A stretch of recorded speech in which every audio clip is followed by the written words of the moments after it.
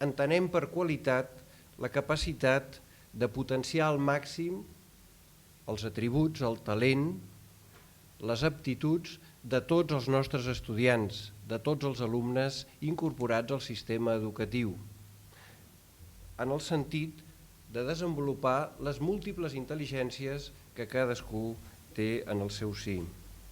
L'educació ha de ser objecte d'una reflexió sobre el sentit, sobre les prioritats, sobre les apostes, sobre el que cada sector implicat, directament o indirectament, hi ha d'aportar per fer-ho possible.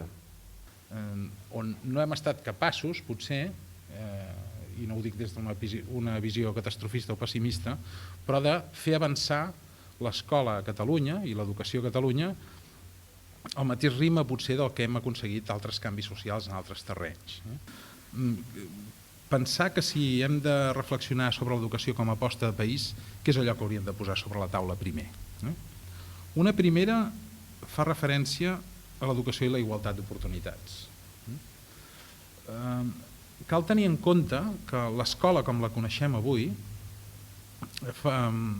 és la institució a la qual entre tots li hem conferit capacitat de legitimar l'estructura social, perquè l'educació l'entenem com la institució en context d'igualtat d'oportunitats que permet que els individus despleguin el seu esforç, el seu talent, els seus mèrits, en definitiva, i adquireixin diferents trajectòries i una posició social en l'estructura com a conseqüència d'aquestes trajectòries. Malgrat hem aconseguit que molts grups socials ara entrin en el sistema educatiu i tinguin més capital educatiu que abans, és igualment cert que estem en un context en el qual aquestes diferències amb els altres grups socials no s'han reduït. Crec que la prioritat hauria de ser, l'he titulat, insistim a fer de mestre, perquè crec que estem en un moment en el qual l'autoritat dels professionals de l'ensenyament està qüestionada. Jo crec que el que és prioritari, precisament, és ser flexibles en la interpretació d'allò que ha de fer i allò que pot fer l'escola. Però de fet ens trobem amb 4 excel·lents coneixedors del seu ofici, 4 grans professionals. Tothom parla de l'equitat. L'equitat és un concepte molt ambigu, perquè quan parlem d'equitat o d'igualtat d'oportunitats, parlem en el sentit tradicional d'igualtat d'oportunitats com una aposta perquè en el començament no hi hagi diferències en el moment d'iniciar el treball de formació. Han de partir tots de les mateixes condicions o hem d'arribar tots als mateixos objectius? Jo és veritat que la meva teoria respecte a l'educació és que l'educació avui està molt desorientada.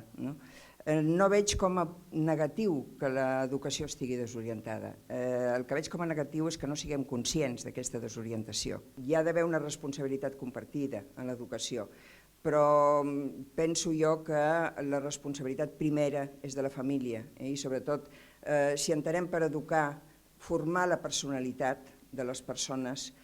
L'objectiu de l'educació no és educar en la llibertat, és educar per ser lliure, és ensenyar a les persones a ser autònomes, a pensar per elles mateixes, a decidir per elles mateixes.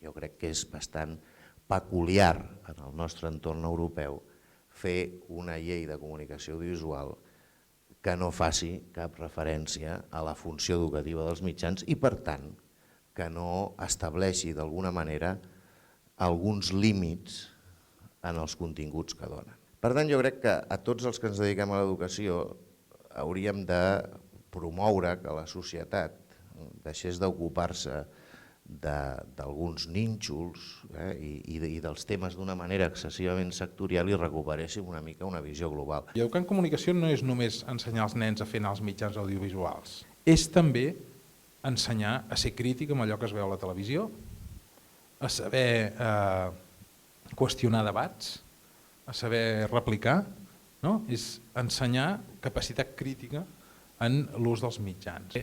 Com estimules intel·lectualment a aquella persona que fa de l'antiintel·lectualisme una senyal d'identitat?